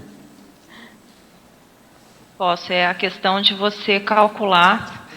Vou dar um exemplo prático, que vamos imaginar que você tenha que fazer uma TARES com uma pessoa ou colocar o seu posicionamento diante de uma situação. Sempre que eu vou conversar com alguém, eu procuro estudar o contexto daquela consciência. Então, eu procuro ver como que ela pensa, como que ela age, como vai ser a minha abordagem perante aquela consciência. Então, o fato de você calcular é para você ser mais assertivo, não só para você, mas para o outro também, para que ele entenda melhor aquilo que você vai dizer, aquela TARES ela seja melhor recebida. Então, como que a gente vai acessar uma consciência se eu nem sei o contexto dela, ou mais ou menos, pelo menos mais ou menos a forma como ela pensa? É no sentido de você abarcar o máximo de informações intra ou extrafísicas para ser mais assertivo para você e para fazer um esclarecimento melhor para essa consciência também. Como eu falei, o contexto que ela vive, o que ela pensa, o que ela gosta, a forma, às vezes até a forma de falar tem que mudar. Não vou fazer uma TARES da mesma forma que eu faço de uma consciência que tem 80 anos para uma consciência que tem 15.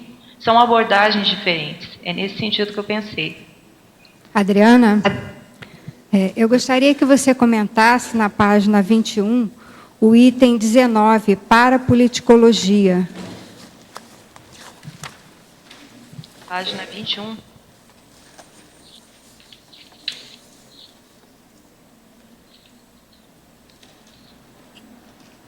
Item 19, parapoliticologia. Tá. O fato de a aplicação do autorrespeito multidimensional ser ato parapolítico perante si, porque ele é uma opção, em primeiro lugar, para você mesmo, né? A gente tem todo o direito de ter autorrespeito e receber autorrespeito. Então, a todo momento, a gente está decidindo alguma coisa.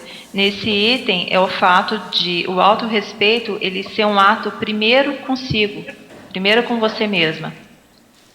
Depois, isso vai se expandir para as demais consciências. Primeiro, eu preciso ter essa possibilidade, essa condição de aplicar em mim e desenvolver em mim o autorrespeito, e aí isso passa para as outras pessoas, não é o contrário. Não primeiro eu recebo o autorrespeito e depois eu desenvolvo o autorrespeito. Primeiro eu tenho o autorrespeito, depois esse heterorrespeito ele acontece. Clareou para você? Adriane. Oi. Na página 21, sobre análise 21 proxêmica, o fato de a consciência necessitar, em alguns casos, distanciar-se da situação e ou da consciência dificultadora do desenvolvimento do autorrespeito. Você pode explicar um pouco mais o que você estava pensando quando escreveu esse item? Sim, posso. Até eu comentei um pouquinho dele na tertúlia, mas posso falar de novo. Que é o fato de, muitas vezes, a consciência ela precisa se distanciar numa condição que ela não consegue ter ainda o autorrespeito ou o heterorrespeito para poder desenvolvê-lo. Tá? Então, eu vou dar um outro exemplo. Uma mulher que ela não tem o autorrespeito, ela não consegue desenvolver o autorrespeito dentro da casa dela, seja com o marido ou com familiares. Há situações que ela vai precisar sair ou se afastar daquelas pessoas para que ela, ao longo do tempo, desenvolva o autorrespeito. Há situações em que é favorável a pessoa se distanciar do contexto que ela vive para que ela possa desenvolver aquela habilidade ou aquele potencial e aí sim desenvolver o autorrespeito. Adriana, aqui no ar. Na fatologia, na página 18, na sexta linha, os conflitos íntimos mal resolvidos, eclipsando o autorrespeito multidimensional. Você pode comentar a respeito?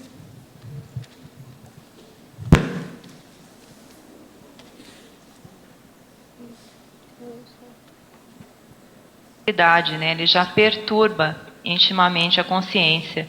Então, é importante que veja a necessidade da gente ter listado ou ir diminuindo ao longo do tempo os nossos conflitos para que, de fato, a nossa realidade possa vir à tona. Então, se a pessoa tem alguma mágoa, se ela tem alguma dificuldade de algum potencial que ela ainda não consegue desenvolver, se ela tem alguma amarra que ela acha que tem que desatar o nó, algum conflito, qualquer um que ela tenha, isso muitas vezes ela fica como se fosse uma penumbra na psicosfera daquela consciência e às vezes ela não consegue se desenvolver ao todo porque aquele conflito não foi resolvido ainda, que é um caso muito comum que a gente vê, por exemplo, de uma mágoa, quando ela não foi resolvida. Muitas vezes a pessoa não consegue ir à frente, não consegue avançar porque ela tem um conflito, uma situação mal resolvida. É nesse sentido que eu pensei. Adriana. Oi. Aqui também na parafatologia da página 18, você pode falar mais aqui sobre o último item, que é a quebra dos bolsões da baratrosfera? Tá. Nesse item aqui, a quebra dos bolsões é que, ao longo do tempo que você vai desenvolvendo o autorrespeito, seus potenciais eles vão vindo à tona, né? Você vai qualificando mais os seus potenciais. E a partir daí, você vai quebrando esses bolsões da baratrosfera. O que é o desrespeito? é o fato de você se violentar de alguma maneira, de você violar os seus direitos de alguma forma, de você violar aquilo que você tem de bom. Então, quando isso ocorre, a gente se conecta com CIECs doentias. E a hora que a pessoa vai resgatando esse respeito, ele vai quebrando esses bolsões da baratrosfera, porque ele vai se acoplando com consciências mais sadias. Entendi. Aproveitando também ali na outra sessão de análise, na página 21, você fala ali na 25, o fato de o serenão extrapolar a condição do autorrespeito na vivência lúcida da policarmalidade. Você pode aprofundar isso também? Eu não tenho total competência para falar de serenões, mas pensando no tema, o que me veio é que o serenão ele já não tem mais essa questão, inclusive do ego, de conquistar o autorrespeito, porque ele é todo em interassistencialidade, né? Ele já nem está mais pensando nele. Então ele extrapola, inclusive, essa condição. Tudo nele já é maior, já é poli, já é mega, já não é tão alto, né? Essa condição ele já superou. Mas eu faço um contraponto que para a gente chegar nesse nível, a gente precisa galgar esses passos de adquirir o autorrespeito, adquirir o heterorrespeito ao máximo, até chegar nessa condição. O serenão ele já não precisa se preocupar mais com isso, porque tudo nele já é interassistência. Obrigado. O comentário que eu queria fazer é sobre o que foi falado do corte cirúrgico, para que proporcione uma mudança de estado de ânimo. E, bem, eu estou um pouquinho atrasada, que eu descobri só agora esses livrinhos aqui. Eu achei assim, que seria uma dica fantástica. As máximas da conscienciologia e as mini definições conscienciais. E muito melhor que minutos de sabedoria e etc. Então, tem coisas assim como desespero, covardia aguda, desistência, vitória abortada. Eu achei assim coisas fantásticas. É de um minimalismo pontual. E queria aproveitar para fazer uma pergunta ao professor Valdo, que eu não consegui captar bem aqui quando ele fala prisioneiros pensam livremente. Então, se puder falar um pouquinho disso.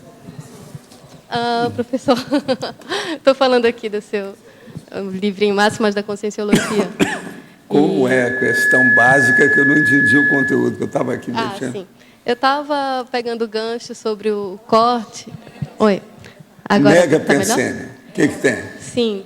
E aqui o senhor fala, prisioneiros pensam livremente. E eu queria entender melhor.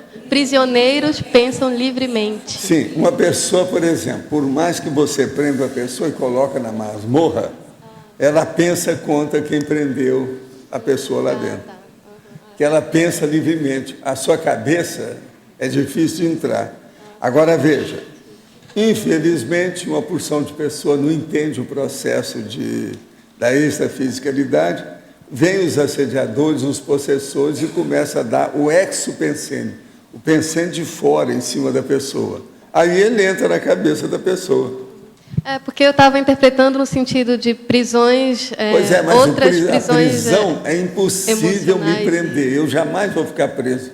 Não, eu estava pensando em prisão psicológica, realmente eu confundi. Qualquer coisa eu caio fora do corpo, dou uma banana para a prisão, vamos embora. Eu já fiz isso em vidas anteriores. Entende? Por isso que eu dou valor para a projeção consciente. Entende? Outros também saíram com certas técnicas. Por exemplo, dentro da história, você vai ver que tem dezenas de personalidades que foram para a cadeia, passaram lá uma boa temporada, escreveram uma obra. Aquela obra criou um problema para depois para muita gente, e às vezes foi a obra principal da vida da pessoa. De modo que você pode pensar sem ninguém interferir no seu pensamento. A sua pensanização é só sua. Agora, de modo geral, as pessoas não dão muito valor para isso. Entende? Agora, o problema nosso é melhorar o mater pensene. A gente ter um pensene superior, avançado, evoluído, cosmoético, e que seja prioritário, para que ele possa levedar a massa das nossas manifestações. Tudo que nós fazemos aquele pensene vai dar, vamos dizer, a linha mestra da manifestação. Isso é muito importante. Então, mater pensene, pensa nisso. Agora, o ideal é caminhar para a serenologia, que o serenão tem o mater pensene da serenidade. Então, o mater pensene dele já segura a condição cosmoética dele. Ele já tem o mega trafor da serenidade. Quer dizer, então, já juntou a fome com a vontade de comer. Ele chegou num nível que ele domina todo o processo de vivência nessa terra. Por isso que chega num ponto que aqui não tem mais nada para ele diretamente. Ele tem que ir para uma escola mais evoluída. E ele cai fora do processo da vida humana. Entende? Obrigada. Adriana, por gentileza, fala um pouquinho na página 21, sobre item 26, universalismo. Universalismo, nesse caso, nós vivemos, a evolução ela é feita em conjunto, e ninguém evolui sozinho. Agora, nós somos a consciência mais importante para a gente mesmo, no sentido de evoluir, de reciclar, de mudar, e dentro do processo evolutivo, a responsabilidade ela é única. Quando nós dessomarmos, não vai existir mais um corpo físico para camuflar alguma coisa, não vai existir mais uma roupa que vai esconder alguma postura nossa. Nós vivemos em conjunto, né? Agora, essa responsabilidade ela é única, mas o fato de nós sermos responsáveis pela nossa evolução não significa que a gente é o centro do universo. Quer dizer, há N realidades, N complexidades no universo. Nós somos uma delas. Nós fazemos parte, nós somos uma mini peça dentro desse maxi-mecanismo. Por isso que eu coloquei a questão do universalismo.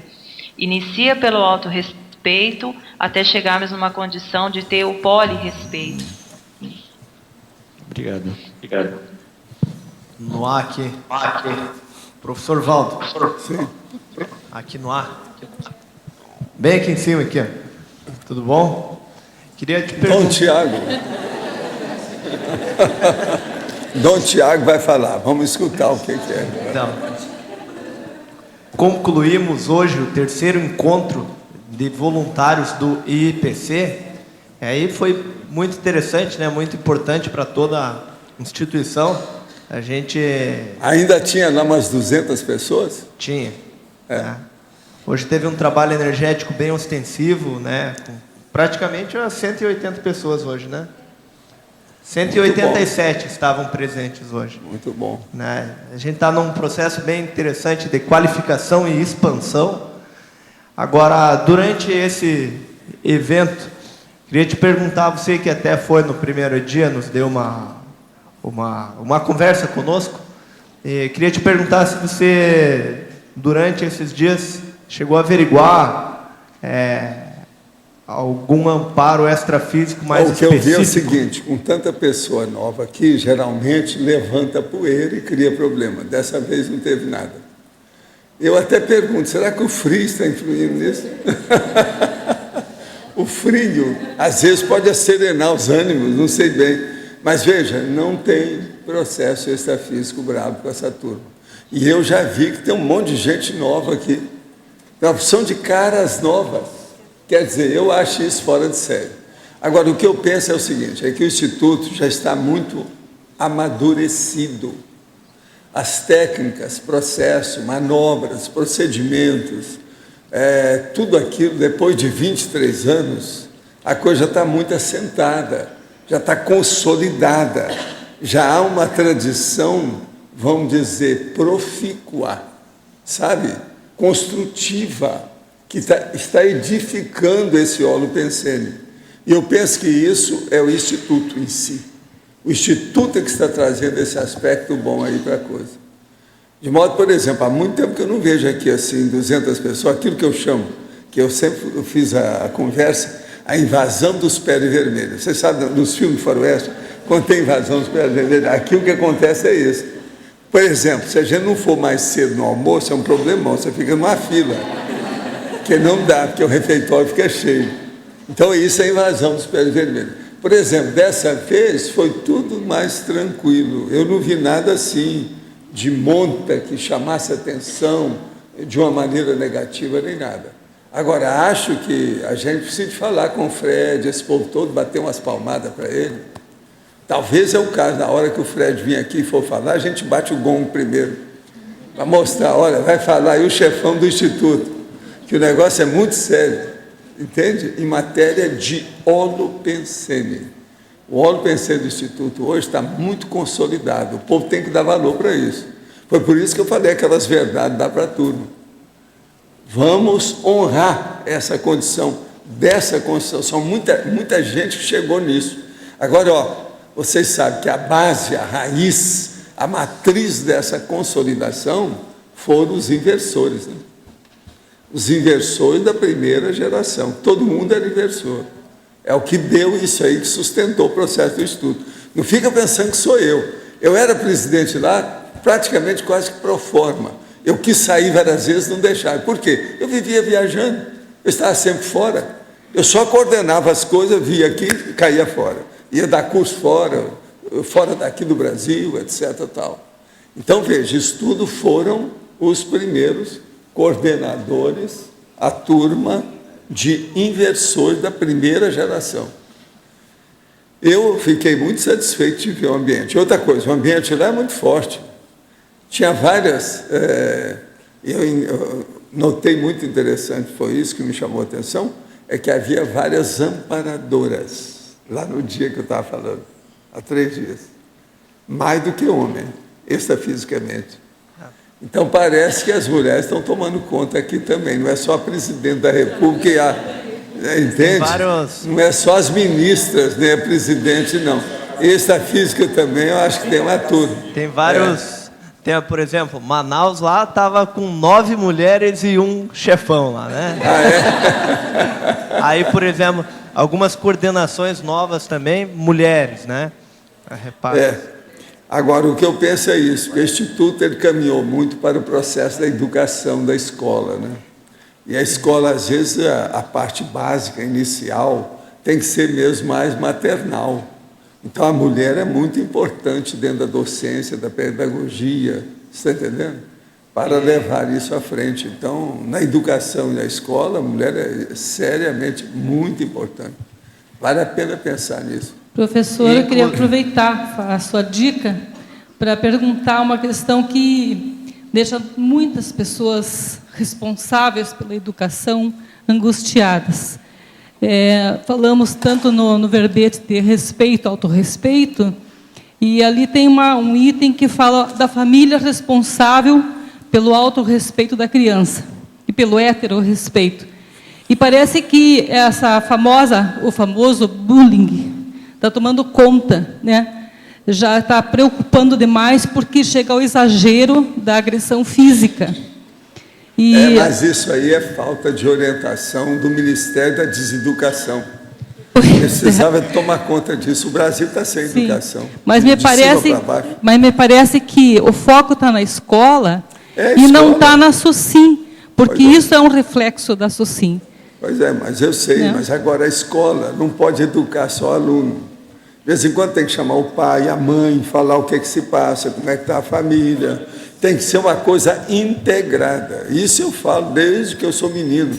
A minha mãe já pensava assim no curso primário, em 1930. Há 80 anos ela já falava isso. De modo que precisa haver uma integração com a família. Não pode ser só o aluno sozinho, isolado, sem acompanhamento. Precisa seguir o que se passa em casa. Projetos e fica no papel, porque não há verba direcionada para isso. Então, ideias tem bastante, só não tem ações. Então, às vezes... O Brasil, em matéria de educação, está uma lástima, né? Nós estamos numa piores crise de educação que o país já enfrentou atualmente. E outra coisa, com uma população enorme, está saindo gente pelo ladrão. E a nova geração está aumentando. E não há um jeito. Uma das piores coisas que tem, além da educação, é o processo da educação dentro da área da criminologia. Não há lugar para colocar mais os meliantes, os malfeitores. Agora, um juiz, esses dias, estava falando, ficou com a consciência pesada, porque teve que soltar 2 pessoas que precisavam de estar na cadeia, mas não tinha ambiente para elas. Ele soltou. Então, vocês vejam, daqui a pouco nós temos aquilo que eu sempre falar, que o Rio já estava assim, desse jeito. Os malfeitores dominam a rua e os inocentes ficam presos em casa. Atualmente, a situação está caminhando para isso em vários lugares. Isso é terrível. Nós não podemos. Alguém tem que começar a falar, bater, conversar, pôr a boca no trombone aí e falar alguma coisa nesse sentido. Professor. Agora, junto com isso, vamos fazer isso que o Instituto está fazendo. Calado, em silêncio, de utilidade pública, ajudando a nação. Ele está crescendo, vai caminhando com as coisas, vai ajudando, dando exemplo. Mas você sabe, nós somos apenas um pingo d'água nesse oceano, né? Mas vamos fazer força. É aquilo que eu falo, se você pegar um copo de água potável, limpinho, e jogar no mar, você está enriquecendo o mar. Não interessa. Da sua parte, houve enriquecimento. Professor. Então, eu acho que esse trabalho, por exemplo, do Instituto é muito positivo. E vamos ver as outras ICs, o caminho que vai dar. O Instituto está dando exemplo para a gente. Vamos ver o que acontece com isso no resto. Esse é o caminho. Agora, hoje eu quero felicitar, que parece que é a Jamile que está ali, né? A coisa mais difícil que tem ela aparecer aqui, ó. Hoje é o dia mesmo das mulheres. Até você, Jamile, está aí. Eu não sei como é que foi que ela deixou lá os afilhados dela, gato, cachorro, etc. Tal, e apareceu aqui para ver a gente. Bem-vinda, a casa é sua, tá certo? Ela agora está morando no discernimento, você sabe, né? Ela tem um palacete lá agora. Palacete feito de madeira, todo bacaninha, eu estive olhando, está o máximo aquela casa dela lá. Você chega, está cheio de energia. Eu até perguntei, quem é que morou aqui antes? Eles falaram que foi a Bobiac que morou lá, naquela casa. Não, professor, já que a gente estava falando na Baratrosfera e conversamos sobre a Baratrosfera, a gente quer te informar também. Curitiba e Florianópolis, os centros educacionais, né, estamos empreendendo uma força-tarefa, né, sinérgica para atuar lá em Blumenau. A gente vai dar algumas palestras. Isso vai ser o máximo. Tá. É isso mesmo. Vamos acertar, ajudar, amparar, assistir os menos favorecidos. Lá precisam. Eles se sentem os mais ricos do planeta, mas são os mais necessitados. É uma boa. Gente, vocês ainda têm 5 minutos para acessar as baterias em cima da professora Adriana, que fez esse magnífico verbete de 6 páginas. Pode falar. Quem é que deixou de falar? Lembre-se, até a Mercedes já falou com todo o boné de capitão de navio dela. Uma curiosidade, professor Valdo, esses verbetes, quando são criados, eles são criados só em português? Ou eles... Não, tudo é em português. A língua que nós mexemos é em português. O resto é tradução. Entende? O que interessa é isso. Agora, ó, o nosso português é muito enriquecido, né? Tem estrangeirismo, tem, ó, e além do estrangeirismo, você olha, é só esse aqui, por exemplo. Ó, na fatologia tem lá glasnost, que é expressão estrangeira. Você está entendendo? E por aí vai, tem sempre um ou outro dentro do processo. O negócio sempre é poliglótico. Agora, na hominologia, tem 7 homines para falar. Tudo é outro idioma que está aí, sendo exposto o processo e clareando o assunto. De modo que vale a pena ver isso. Agora, nós temos que falar na linguagem nossa, a nativa, que aqui no caso é o português. O resto é tradução. Então a coisa muda por aí. Tá certo? Eu queria fazer uma pergunta, se ainda der tempo, para a Adriane. Tá. É na página 19, que ela comenta de fobiologia. Fobio, né? A fobia da rejeição. Então, eu queria que ela aprofundasse um pouco mais assim, o tema de autorrespeito, a fobia da rejeição, e como que ela lida com alguma técnica de como lidar com a rejeição, que eu acho que é uma coisa assim bem que pega muito, assim, pelo menos no meu caso, assim, pega muito, né? Fobia da rejeição. Eu queria saber que dica ela tem para lidar com isso. É o seguinte, tudo bom, Jamile? É o seguinte, o fato de ter colocado a fobia da rejeição é que muitas vezes o medo de ser rejeitado, o medo de não agradar as pessoas, né?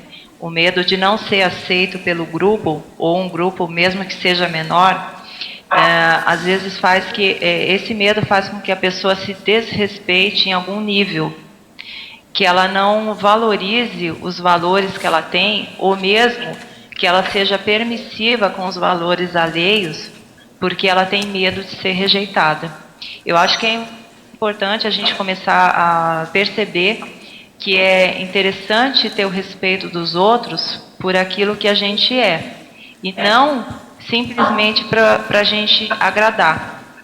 Tem um livro que eu li esses dias, vocês devem conhecer, mas eu não sei se dá para ver, mas é esse livro aqui, né? Meninas boazinhas vão para o céu, as más vão à luta, em que se dão vários exemplos de que a gente precisa desenvolver o respeito, desenvolver os nossos potenciais naquilo que a gente é, e ser aceito, se for o caso, pelo grupo, por aquilo que a gente tem de melhor, e não por aquilo que a gente gostaria que o grupo nos aceitasse, ou que a gente acha que o grupo, desenvolvendo o grupo, vai aceitar. Porque senão a gente vai cair no risco de querer agradar todo mundo, ou então cair numa síndrome do Maria vai com as outras. Eu vou me ajeitando conforme o grupo. O ideal é você ter bem claro os seus valores, bem claro os seus potenciais, e respeitar esses potenciais acima de tudo. Honrar os seus valores acima de tudo. Por isso que eu coloquei o código do CPC, que é para a pessoa desenvolver, ele é pessoal, ele é individual, mas é para ela desenvolver esses seus valores, ter isso bem claro, e observar que em nem todo grupo a gente vai ser aceito, e nem em todo momento a gente vai agradar. Lidar com essa rejeição faz parte, e não é só o outro também que pode nos dar afeto, a gente também tem que ser capaz de nos dar afeto. Agora, você, Adriane, na condição de uma das pessoas mais imperturbáveis que nós conhecemos no meio dos intermissionistas, eu acho que tem uma série de pessoas que conhecem bem a peça, nós estamos esperando os outros 50 verbetes seus. Fora de série. Ok? Tá certo. Gente, então, nossos comerciais, por favor. Obrigada. As pontuações da tertúlia de hoje foram 113 assinaturas no livro de presença, 24 perguntas presenciais, 24 perguntas respondidas online, 33 votos presenciais, 6 votos online. Mais uma vez, vamos solicitar aguardar uns minutos, ou quem precisar sair, seja em silêncio para poder escutar os recados. Obrigada. Hoje temos 5 recados. Vivian e Gustavo, Olo Energia, ACIP Discernimento, um CAEC. João Paulo com 5 Baia. Albert, Debate, CAEC Côncios. Verônica, Curso Meta de Esperticidade. Valdirene, Acoplamentário. Boa tarde a todos. Imagine você participando de uma dinâmica de exoprojeção à noite nas cataratas. Esta é uma atividade que faz parte do mais novo curso da Conscienciologia, o Olo Energia. É uma parceria entre a CIP, CAEC e Discernimento. O curso ocorrerá nos dias 8, 9 e 10 de junho. Os professores são Janer Vilaça, Gustavo Stein, Roberto Laime, José Picons, Mário Oliveira e Felipe Mansur.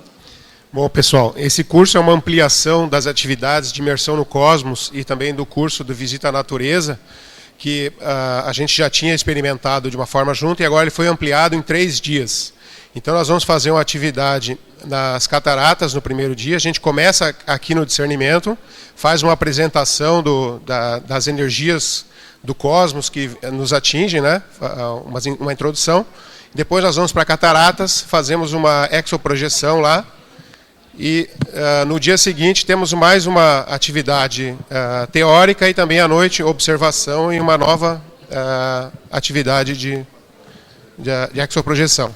Tá? Então é um curso experimental até certo ponto, tá? Que vai ser muito interessante. A gente já vinha querendo fazer esse curso há muito tempo, né, nessa modalidade, e com esse apoio dos EPICONs, agora aí a gente acredita que vai ter um curso muito bom. Então convidamos todos para participar aí. São só 30 vagas, hein, pessoal? Então corram para se inscrever. Mais informações na recepção do CAEC.